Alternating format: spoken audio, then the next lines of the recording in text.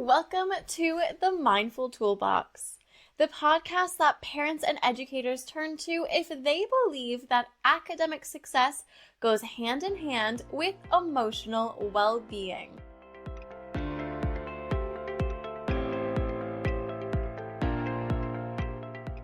I'm your host, Sarah Lynn, a tutor, cognitive therapy specialist, and much too enthusiastic about buying houseplants. In our last episode, we unpacked emotional school-based avoidance, EBSA, and explored how behavior is often a clue, an indicator as to some underlying feelings like defiance, overwhelm, anxiety, and shame. Today, we're going to zoom in on one of those in particular, anxiety. What does it look like in children? And what's the difference between anxiety and nerves? And more importantly, what tools can we provide for our children and to ourselves to help us feel calm and safe? Let's dive in. Let me take you back a couple of years when I was a classroom teacher. We are entering a year 5. We're getting ready for a transition, so we're talking about all of those squirmy, fuzzy feelings in our belly that often arise when we're feeling nervous. One of my students, let's call him Josh, he raised his hand and he said the most profound thing I've heard a 10-year-old say. He said, "It's kind of like carrying a backpack full of jelly beans. Everyone has a backpack, but my jelly beans keep spilling out my back." And in that moment, it landed. It landed not just for me, but for the students as well. We all carry nerves. We all have feelings of anxiety or worry within ourselves. But for some of those children, those nerves don't stay in the backpack. They spill out like Josh's. And this can often be seen in behaviors like destructiveness or being a little bit like a clown in the classroom or being a little bit defiant. And honestly, when he said that, it's like my 10-year-old self showed up in that classroom, and I could see all of the different ways that my body physically responded to stress and nerves when I was their age. Specifically, when it was the first day of school. Now, for those of you who don't know, I attended 11 different schools before university. Yes, 11. And so I am quite adept at being the new kid on the block, but just because I'm used to it didn't mean that it ever felt easy. In fact, I would find myself on the floor in the bathroom crying my little heart out most first days of school, because my body felt so many emotions about re-entering into a new space, getting to know new students, putting yourself out there, and not necessarily feeling confident that my efforts would mean longevity in that school, right? Past experience has told me that if I try and I succeed, I'm going to experience heartache when I have to leave again. So there was so much confusion and anxiety and overwhelm packed tight into my little 10-year-old body. But I didn't have the words to express this. I didn't know what I was feeling, let alone being able to express it to someone. And so I did what I could do. I cried and I had a sore belly and I wanted to not go to school, and I would wake up and I would think that I was going to faint. That is my body's physiological response to the feelings and the thoughts that I was having that I couldn't put a name on. I couldn't put my finger on it. And this reaction, this physiological reaction, is what you and I are seeing when your child is being defiant and not wanting to attend school, or they're crying because they don't want to try out for dance anymore, or they completely shut down before they have to write an exam. And I'm not going to lie to you, I don't think I had this aha moment until I reached my adult years.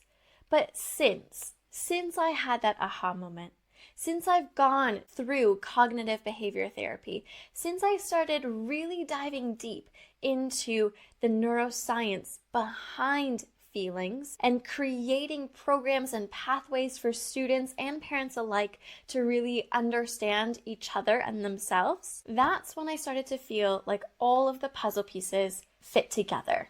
It started to feel like we were in flow. And that's why we're here, because I work every single day with students who have breakdown within the home. They have big illnesses or big upsets that they're dealing with.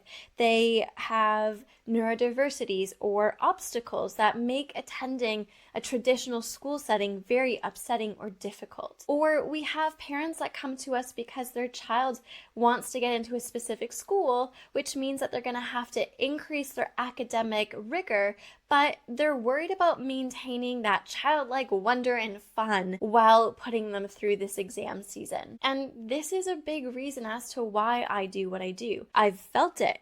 I see it, and I know that there is light at the end of the tunnel. I got a phone call from one of our parents the other day, and we were chatting and catching up after doing some well-being coaching with their son. And the mom said, an absolute miracle, because now when T comes to us, we really know that what he's saying is the truth, because he's sharing his worries with us. We don't have to guess anymore. What a big shift from being able to have conversations with your child because they can acknowledge, understand, label, and communicate their feelings instead of where they started, which were big eruptions and chaotic home life and so much frustration and anger. What a big difference. And so that mom and I, we had a little dance party and we cheersed and we celebrated and we congratulated not only her and her family, but the child, because that progress towards emotional literacy was one that changed the entire family dynamic for the better. And that shift from going from bubbling up and not being able to express what your child is feeling or thinking, and shifting towards being able to communicate how they feel and what they need, that, my friends, this episode is all about. So, I've told you in the past, if you're like me, grab yourself a pen and paper. You may be on the go, so if so, don't worry. We have a checklist for you that you can download in our show notes. That way there, if you're on the go and you don't have a pen and paper with you, that's okay. We've got your back, because I understand how much we pack into these episodes, and I want you to know that we can give you a skimmable resource for you to look back on. Okay. Let's start by getting clear. What's the difference between nerves and anxiety? So one of the biggest differentiating factors is the length in which they're present. So nerves exist temporarily. They show up before something big or important happens. It's a very normal bodily response to wanting to do well or feeling like you are emotionally attached to the outcome of something. Anxiety, on the other hand, it lingers. So it will show up before, it will stay with you during, and it will still be present after the event. It interrupts sleep, appetite, mood, energy levels. One of the best things that we can do to find out if your child or yourself is experiencing nerves or anxiety is to reflect upon the question, is this feeling interfering with my day-to-day life? Because we work with students, there's so much that we do around exam performance and exam readiness. And a big section of the work that we do is understanding performance anxiety. It's a very natural process that even some of our top athletes experience. However, when those nerves linger into our daily life and they start to interrupt really important biological factors like sleep, like relationships, that's when we need to make sure we're digging in a little bit deeper to assess, is this just nerves, or is this something that we need to take into consideration a little bit more? One parent that we spoke with recently in our end of year wrap up expressed that there were moments when she was so proud of her daughter, because normally leading up to exams, she would come home crying after she had written them, expressing how she was gutted with her performance because she felt like she knew the answers. However, the overwhelm of sitting there and seeing the page and seeing the timer and knowing that everything kind of came down to this one paper was too much. And it would normally cause her to blank on so many of the questions. But this time, she came home so proud of herself because she didn't blank. And that's because when we explicitly teach how to handle nerves, they don't spiral into, and that, my friends, is the quiet progress that we're after. Okay, I'm going to read out some stats now, but I really don't think that you'll be surprised by them, though they are still shocking to hear. Here we go. 1 in 6 children in the UK have a mental health problem. That's from the NHS Digital in 2023, and it's very likely to have changed in the last year again. Post-pandemic, school-related activities is among the top triggers for anxiety. That's from Young Minds, which is a charity that supports and does so much research around youth mental health, and why we have so many students who are going through emotional-based school avoidance, which was our last week's episode. So if you haven't heard it yet, make sure you head back there. And lastly, research in Lancet discusses how anxiety disrupts cognitive function, which means memory, processing, and communication are all disrupted when a body is in a high state of anxiety, which makes sense. That's why we know of the flight, freeze, fawn reaction. It's because it's a very normal response for our body to go through when we are in a high arousal state. However, when your child is going to school or writing an exam or trying out for the football club, we don't want their body in that high state, especially for a prolonged time. That means that we've tripped into anxiety instead of staying on the more normally acceptable nerve side of the equation. Okay, so one of the favorite things that we like to do in our tutoring sessions that focus on blending well-being coaching is teach about brain science. What is actually happening in the brain when we are learning? What's happening when we're building habits? What's happening when we are feeling performance anxiety? And one of the ways that we teach it is through a program called Flip the Lid. Now, we'll have many of resources on our website, the Bettering Youth website, to help you mirror this within your own family as well. But one of the things that's important to remember, there are 3 parts of the brain that communicate with one another, and when we are in a high state of arousal, then how the information is processed breaks down. So the way that we do that through Flip the Lid is by bringing out our hand. And in the palm, in the center, where it gets really sweaty when you are anxious or nervous, is your memory-saving elephant. That is your hippocampus. That's where your memory is stored. That's where your things are processed. That is where you are going to be able to retrieve information that you have spent so hard studying and revising for. That is where you store it. Now, if we close our palm over and we have our thumb kind of tucked up in front, I know for those of you who may be just listening, imagine you've now just closed your fist like you're getting ready to do a really good right hook. And your thumb now becomes your guard dog. So your guard dog, just like an actual guard dog, is there to sense danger. That is your amygdala. It is your fire alarm system. If there is stress, the amygdala starts to do the detection. It starts to bring in that information. And if it senses stress or danger, then it will go off. It will start to bark to the rest of our system. And the rest of our system will adapt to that bark. Now, on top, where you can see your rings, on top of your fingers, that is your prefrontal cortex. We have our decision-making wise owl sitting on top of those ring fingers. Now, your wise owl is there to, be wise, to help you make good decisions, to help you remember to look across the road before you cross, or to know not to touch fire because it's hot and it will burn you. Now, imagine you are sitting in an exam and you want to access that hippocampus, the part that has all of that knowledge that you have revised, that's in the palm of your hand.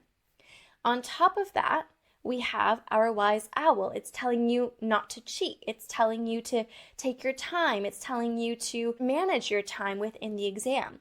However, that guard dog is on high alert. And if we don't know how to make that guard dog feel calm and cool and collected within a state of nerve, then that guard dog will tip into danger and protection mode. So a stimuli like a test is no longer going to feel innocent. Instead, it's going to take on the role of being a giant woolly mammoth that's here to attack and end your life. So that guard dog starts barking. The prefrontal cortex, your wise owl, it's going to fly away.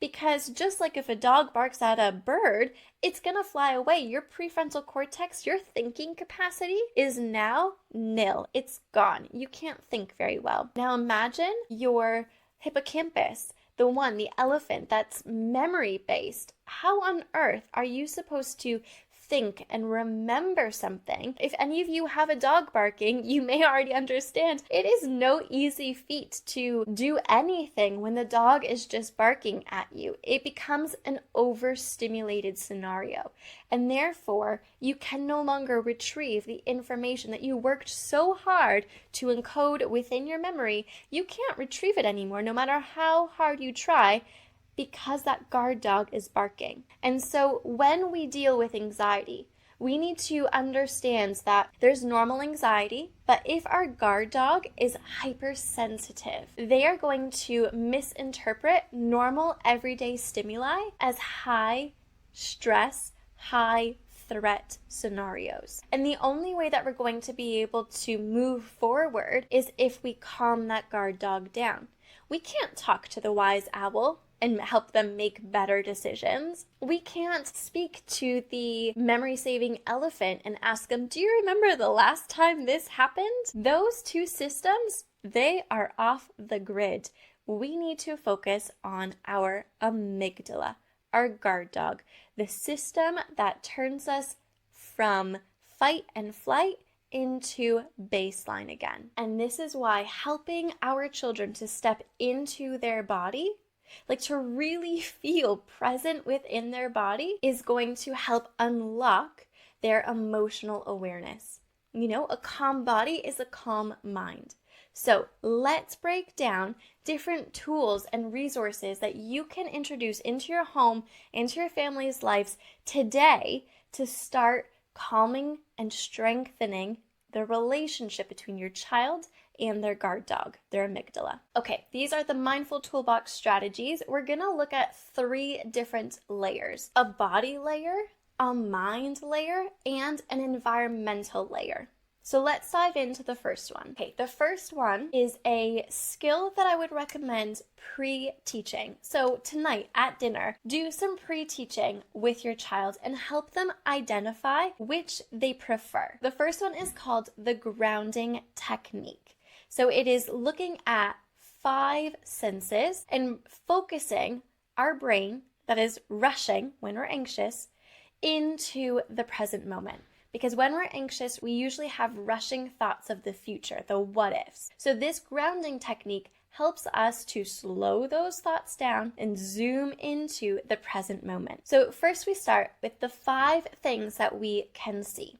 So in the room, I can see my beautiful camera, I can see my microphone, the flowers, my iPad that has all of my lovely resources for us, and a plant, and I'll add one more, my coffee. The second thing that we focus on are 4 things that we can touch. So this is about getting into the present moment by connecting the environment to your body. So I can touch the pillow and feel the fuzziness of it. I can feel the seat underneath me, and it's like a little bit soft because it's leather. I have a really cozy rug underneath my feet, so that's 3. And it feels kind of cold. My iPad kind of feels cold in my hand, so that would be 4. 4 things that I can touch. Then we move on to 3 things that you can hear. I can hear the buzz of my laptop because she's working hard. I can hear birds outside because we are June and it's a really bird bustly kind of environment. And I can hear my neighbors bringing in their bins because it was garbage day today. So 3 things that you can hear. Then we head over to number 2, and I bet you already guessed this one. We are looking at 2 things that we can smell. Now, because it's spring, summer, I can still smell the pollen, so I would say that's one of them. And the other thing that I can smell is the candle burning behind my wonderful camera, which is a very nice, earthy sandalwood kind of smell. And then that leads us to number 1, our final sense that we are going to tap into, and that is taste. What is one thing you can taste? And this is often a more complex one because you may not be eating anything, you might not have anything in your mouth. So what is it that you can taste? You can look at something abstract. Maybe you can taste the bile of feeling like you're about to get sick. You can taste your fear, or your mouth can feel incredibly dry. For me, I taste my coffee. And so that would be something that I would be able to focus on. Now, the reason why we do this is because it helps our body and our mind detach and become more grounded and present in the moment. But I'm going to share something with you that I think is often overlooked because these are tools that you can easily find. You just went on Pinterest and you were looking for ways to calm anxiety. They may say this 5 senses grounded practice. And I agree, it's a phenomenal one, which is why it's the top one in my suggestions. However, there's 2 important caveats to keep in mind. 1, it's so important to do pre-teaching for this. It's really difficult to walk someone through this when their guard dog is already off. You can't reel that guard dog back in and then have them do tricks, right? You need them present with you, paying attention, and then they can start going through the different commands that you're asking them to do.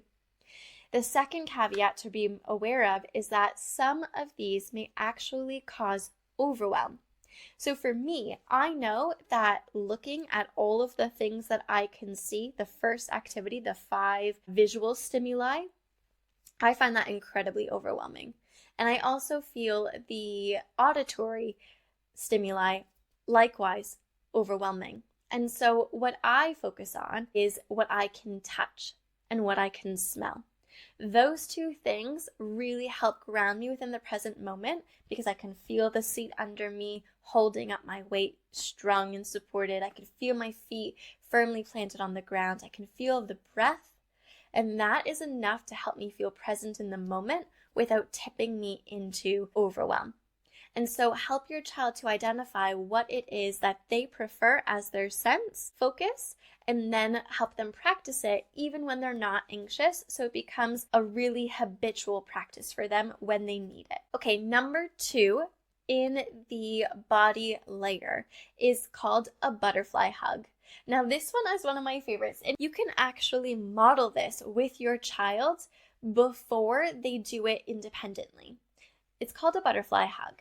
We wrap our arms around ourselves as if we're giving ourselves a big, giant bear hug. And we're going to tap right hand, left shoulder, left hand, right shoulder. So you're just alternating taps from side to side. And sometimes I like to close my eyes. Sometimes I like to sway while I do it. These gentle alternating taps. What it's doing is it's making my brain now focus on something other than my thoughts. Instead of thinking about what I have to do and how stressful it'll be and what if, I now have to think about keeping a rhythm with my alternating hand taps. I'm also swaying side to side, which just is a very natural, normal release of tension that helps to regulate that vagus nerve, the nerve that will help to bring upon our very stress-free and relaxed state. Now, like I said, this is a really wonderful one that you can actually model for your child. So when you go and give them a hug, give them that butterfly hug from side to side. Ask them if it helped. Ask them if it helped them to concentrate on something. You know, when we're feeling incredibly stressed and anxious and our mind is reeling, one of the best things we can do is bring it back to the present moment. And we do that through bodily sensation. That's one of the quickest ways that we can do it. So go ahead, give that butterfly hug a go today, and let's see what your child says. Okay, the last thing that we're going to talk about in the body layer is a balloon breath. Now, I've only mentioned this one because it's one of the easiest as an introduction, but breath work is incredibly important. It's something that, is found in Eastern European meditation and yoga practices. It's something that our top athletes will focus on prior and during their performances. Breath is the only way that we can be in the present moment, because you cannot breathe into the future and we cannot breathe into the past. So connecting to our breath is an incredibly empowering tool to find ourselves in the moment and no longer wrapped up in the anxiety. So the balloon breath, it's really easy. We have our child sit up nice and tall. We plant their feet firmly on the ground, and we ask them to place their hand on their belly. Now we're going to ask them to take a really nice, big, relaxed, not stressed, relaxed, deep breath in, imagining that they're pulling in air to expand the balloon that is their belly. And then we're going to ask them to hold it for a couple of seconds and then exhale really, really powerfully through their mouth as if they're blowing into that. You know that sound when you're blowing into the balloon and sometimes you don't quite get the air into the balloon, it goes because you've been blowing so aggressively? That's the sound that we want when they exhale. Okay, so it's a little bit like the flipped version of what actually happens when you blow into a balloon and it expands, and then you stop blowing into the balloon and it contracts. It is the opposite, because we need to actually inhale to blow the balloon up in our belly and exhale to let it contract. But hopefully it will be a really good visual. And you can also help them practice by exploring with a balloon as well. So adding that link between the visual and the sensory feeling. But here we go. We're going to sit up nice and tall, hands on our belly. I like to close my eyes when I do breathing exercises, so if you're watching, that is what I'm doing. So I'm going to close my eyes, sitting up nice and tall. I'm going to breathe in through my nose, bring that air straight down to my belly.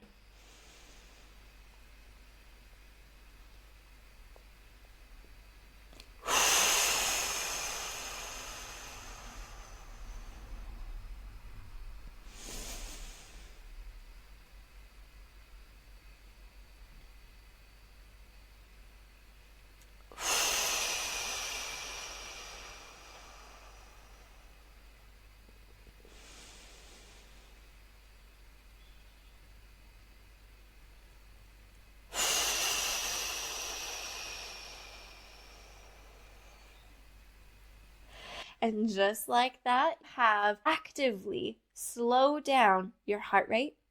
Your nervous system that is in a heightened state, you've just knocked it back into rest and relaxation simply by taking control of your breath. It's why when children are crying and they can't stop crying, we offer them water. Why?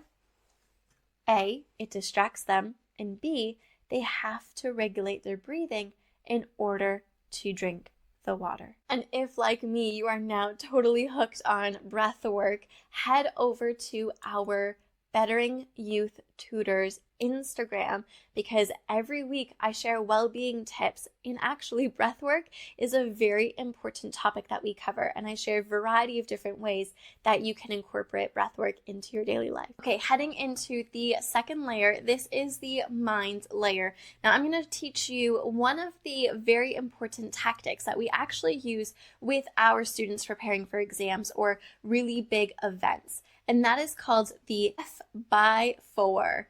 So the F/4 process is all about how and when we process anxiety and nerves. So the first F stands for facts. Now the reason why we start with facts is because a lot of times we assume that what our brain says, so the thoughts that we have, we just assume that they're true. But let's make sure we're all on the same page here. What you think is not always factual. So let's grab a piece of paper and write down all of the thoughts that are coming up in your mind. They may even be presented in fear format. So write down all of the fears that you have. I am worried and fearful that I'm going to fail my exam. I'm fearful that if by failing my exam, I'm letting my family down. I'm fearful that if I let my family down, they're not going to believe in me anymore and put me forward to do other things that I want to do. I'm fearful that a failed exam means that I won't get into the school that I want or into the form class that I'm after, and this is going to derail my entire future. This is an actual script that so many of our students give themselves. So we have those fears written down. What we're going to do is beside it, in a second column, we're going to put a little arrow. Actually, you know what? We're going to do something even more empowering. What we're going to do is we're going to grab a red pen or your child's favorite color pen, and you're going to scratch out that fear. And beside it or underneath it, you're going to have them rewrite a fact. I am afraid that I'm going to fail the test. Okay, what's a fact? I have revised incredibly diligently, and I feel confident, maybe not to that point yet, and I know that I will give this my best shot. Are you saying that you're going to pass with flying colors and you have no reason to be afraid that you're going to fail? No. Writing the fact is not there to disregard what the fear is or to even just layer it with positive thinking. Instead, what we're doing is we're grounding into the truth. You had a fear that you're going to fail, but the fact is you've been revising, and so you're going to give it the best go that you can. Number 2, I have a fear that I'm going to let my family down if I fail the exam. Okay, the fact. Well, maybe I need to talk to my family to find out how they would feel if I would fail the exam. Or perhaps the family's listening, knowing that your child might have this inner dialogue, you can curb it for them. You can curb the effort, and you can remind them consistently that failure is just part of the journey. And if they don't do as well as you had hoped, and maybe they don't pass the entrance exam or the exam to get their next grade to move forward with their school journey, that it's not going to pull away the love and care that you have for them, that you will be there to support them through the process. 3, if I fail the exam, I won't get into the school that I want, which means that XYZ. Okay, the fact. Failing the exam does not have to be an end-all be-all. There are alternatives for getting into the school that I want, the class form that I want, and perhaps it's also about adjusting my belief system. Maybe I'm not meant to be at that school. And maybe if I did get into that school, I would really struggle because it doesn't match who I am as a person. So there's a little bit of an awareness that there are things that we can take control of and that we have taken control of, and those are the facts. But there's also a little bit of a mindset shift that needs to happen around what the outcome may mean in the long term. The first F out of our 4F program is looking at the facts. So we're looking at writing down those fears and then grounding them in fact. The second F in this 4F program is focus. This is one of my absolute favorite ways to encourage our students not to let that guard dog take control of a scenario. Focus means later, not now. It doesn't mean that we're denying ourselves the ability to worry or feel fear or to even have anxious thoughts roaming our minds. But what we're doing instead is we're saying, we're focusing right now. Thank you, brain, for trying to protect me, but I'm going to focus and we'll deal with this later. It's not about shutting those things down. It's about making sure that your prefrontal cortex, the wise owl, they stay in control. They're the ones who are saying, thank you, not right now. We'll come back to this. And then we actually have to give time to come back to it. And that brings us to our third F out of 4F program, and that is feel. So you've done the exam, you've done the performance, you've done the tryout. Now you feel it. You set yourself a timer and you feel and you write and you cry and you just really allow yourself to go through all of those emotions that you said later, not now to. You worry about the exam question that you missed. You talk about how you don't think you did the right steps in that ballet recital. You explore how maybe you could have showed up as a better teammate when you were doing your tryout. You really let yourself process and go through the feelings that showed up for you in that event. But don't forget, set a timer. And then when that is done, you guessed it, that leads us to our fourth F of the F program, and that is flow. Flow, we need to reconnect to our body, to the present moment, and shift the energy around. You've just been really deep into your feels. We need to get moving. So find some flow, whether it means that you stand up and you do some bends to touch your toes, you expand your arms high above your head with a really big exhale, you do some jumping jacks, or you more intentionally do active movement. You go for a walk, you go for a run, maybe you do a workout. Do something that's going to shift the energy and get you reconnected and grounded in the present moment with your body. That wraps up the 4F program, which is the first of our mind layer. So we focus on the facts. We focus. So there's facts, focus, feel, flow.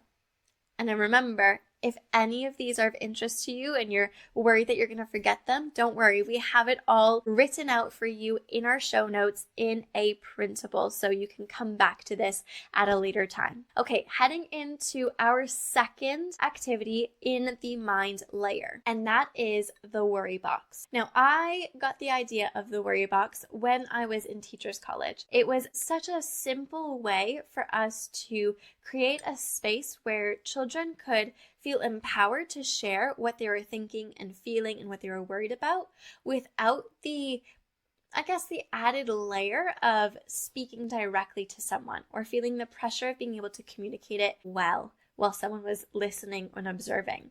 And so the worry box is a physical box that we leave within the family home, and whoever they want, even mom and dad, you can add things to this worry box, and you can decide if you want it to be anonymous or if you want it to be named. And my suggestion is to make a deal that at every Friday night dinner, when you're sitting down and you're doing your family meeting, which if you don't know about family meetings, definitely go check out our website for more details on a family meeting. It was one of the first episodes of the Mindful Toolbox back in 2021 and is still one of our most downloaded first episodes. So definitely check it out. But you get your worry box out, let's say once a week, and someone will read through them. Let's allow the table, the entire family, to engage with what the worry is. So let's say our child who's getting ready for this exam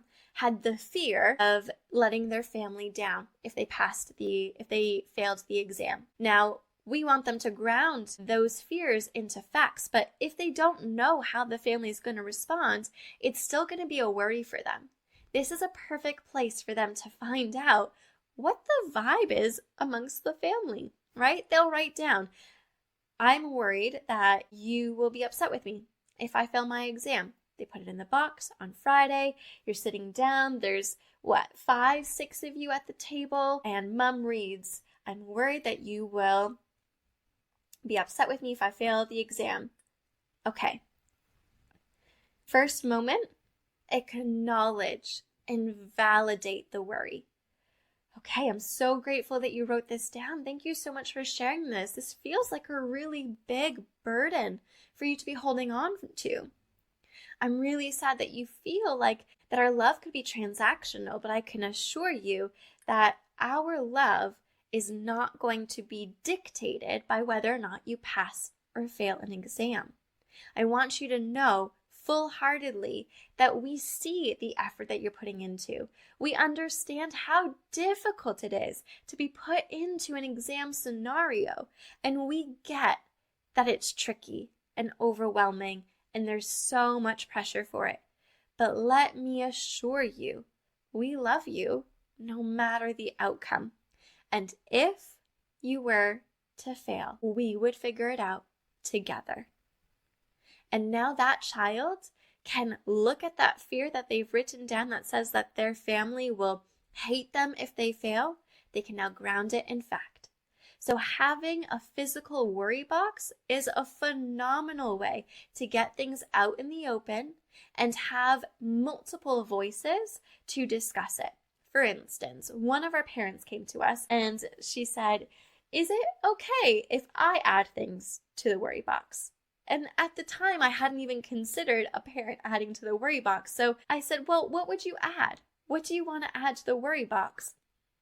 And she said, "I'm really worried that my children are disappointed when I can't show up for school pickup. I'm really worried that they're so disappointed with me that they have to go with a childminder or a nanny first." And I said, "That's a good one. That sounds like it's really weighing on you. Like you have a lot of conflict, internal conflict about this. Definitely put it in the worry box." And so she came back to me a couple of weeks later and she said it was one of the most profound family meetings that they had had, because not only did she get to share something that she was worried about, but her children were able to step into the validator position, the listener position. They were able to empower their mom by expressing, these are the ways that we feel, but this is also how we feel. Or maybe there's a compromise that we can come to. By having that very vulnerable conversation with her family, that mom modeled effective communication of worry and vulnerability.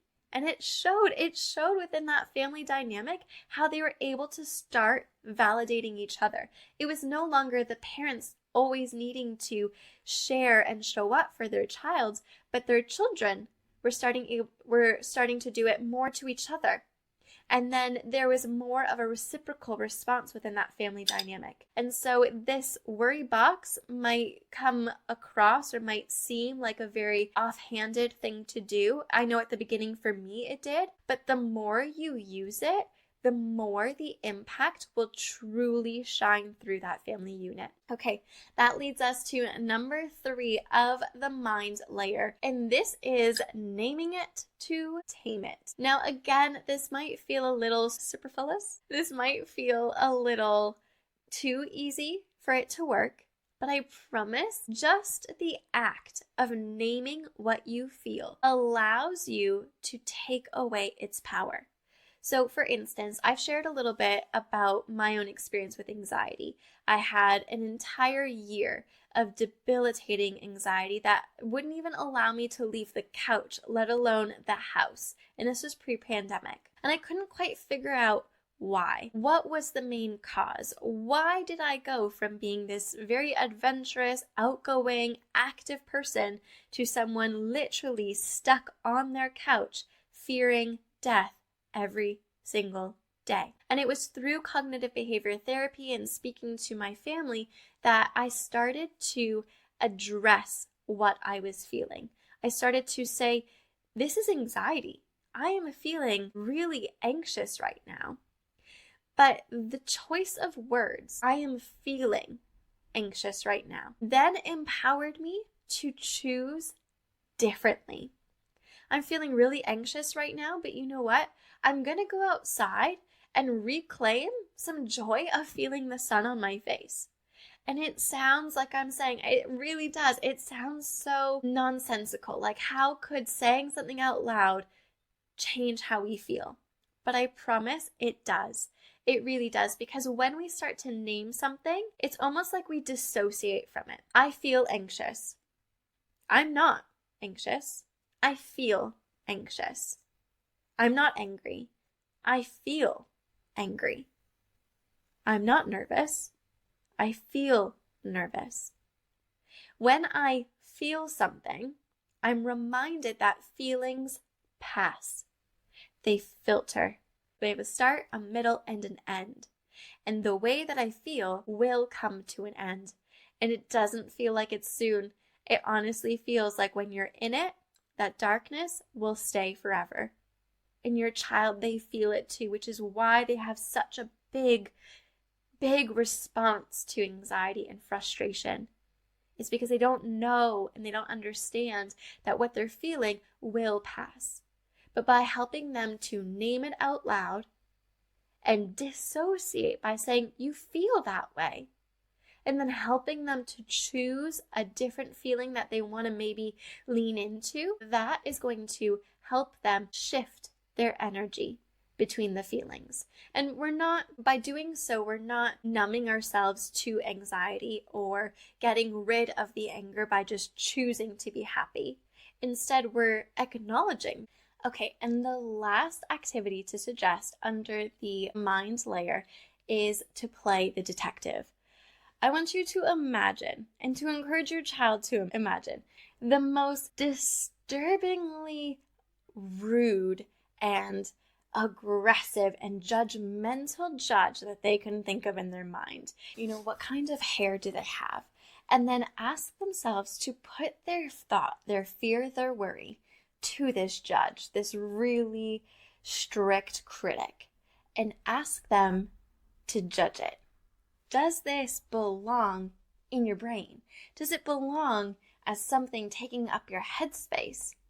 Be your own judge. Encourage your child to be their own judge when it comes to determining what can stay in their mind and take up valuable space and what needs to go. Okay, heading into our third layer, the environmental layer. One of the very first things that you can start implementing are safe start rituals. So morning check-ins, how they can ground themselves, what kind of routine do you want to build? Are there any mind or body activities that we've already gone through today that they want to build into a morning routine? Is there any kind of affirmation that they want to go through with themselves? Is there a new identity that you're trying to create, like we talked about in our second episode about emotional-based school avoidance? When we start to unravel and then provide ourselves a script to go through, an identity to complete, that's where we can start seeing some progress. So is there something that they can add to their morning check-in? Is there anything that you can do to help them feel a little bit more seen and validated throughout the school year? I know sometimes we would get little notes in our lunchbox, and while some of the other students would come and comment or giggle at it, it was such an endearing and important part of those really difficult first days in the new school for me. If you're an educator, there's so many different ways that we can encourage connection by offering choice. And that could be through a special handshake or some kind of greeting. When we stand at the door and we welcome our students in, we can ask them, we can determine if we're looking for a high five, if we're looking for a smile, if we're looking for a specific handshake or move that we give to each other. And each child gets to choose this, which means that they are empowered and given something that makes them feel seen. And the last thing that we can look at for tackling anxiety with an environmental layer is a co-regulation space. So that may be a physical space in your home or a time frame. So whether it's you sitting down for a couple of minutes before bed to just decompress and discuss what happened throughout the day, to sit side by side and journal together or acknowledge what you're grateful for, or it's those small touches when you pick them up from school or drop them off, those special handshakes even within the family dynamic, or it's the special, the little cuddles that you give them when you pick them up after they've done something that was really difficult for them. It can also be within your home. So maybe there's a special pillow that is just really tactile and lovely to play with. Or there's a blanket that you put over them at night that just makes them feel like they're wrapped up in a cocoon, like a weighted blanket. There's so many different ways that we can change or add to our environment to help create a very sensual, feeling, like a tactile response for the body to feel nice and calm. Okay, so that wraps up our 3-layered approach to tackling anxiety. We had the mind, the body, and the environmental.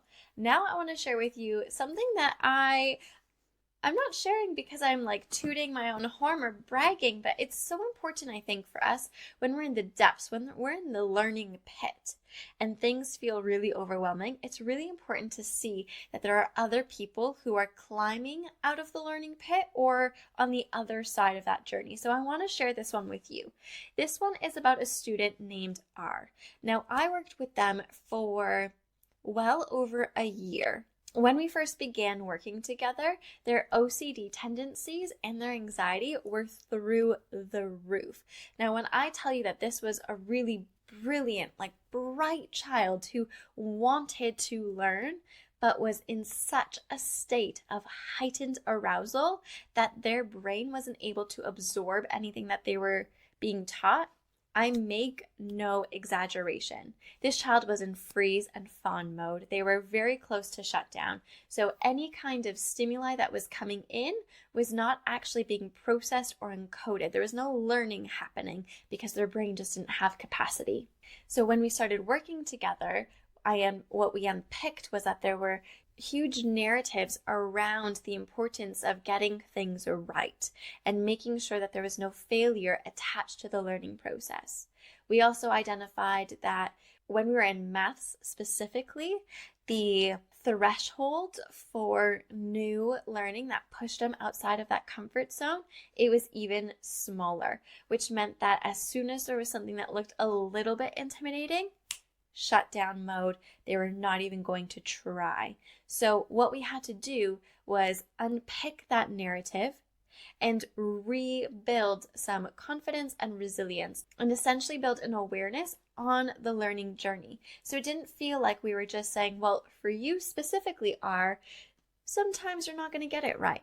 We had to show him that everyone goes through a learning curve and everyone has stop, starts, and backward moments.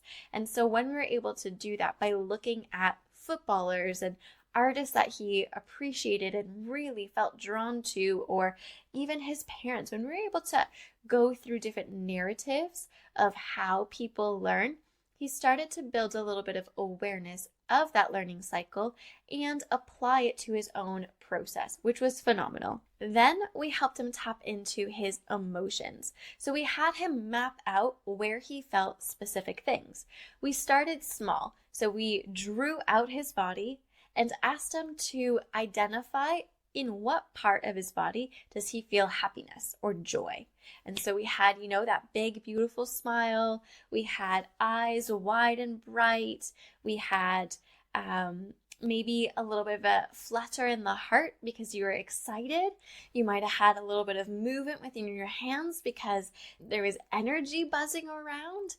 When we started to map out where physiologically the body experiences different emotions, we were then able to start picking out which emotions he felt and where in his body. Then we were going through our 3rd phase, which was unpicking how to regulate those emotions. So now that we know that we feel excitement when we're getting ready for our football game, or we're feeling anxiety when we enter math class, now we can start regulating those. And we went through many of the activities already shared with you above. But essentially, with these 3 steps, we built a toolbox that R can pull from in a variety of different scenarios that kind of evoke that anxiety and those OCD tendencies. He felt empowered because he understood things differently now.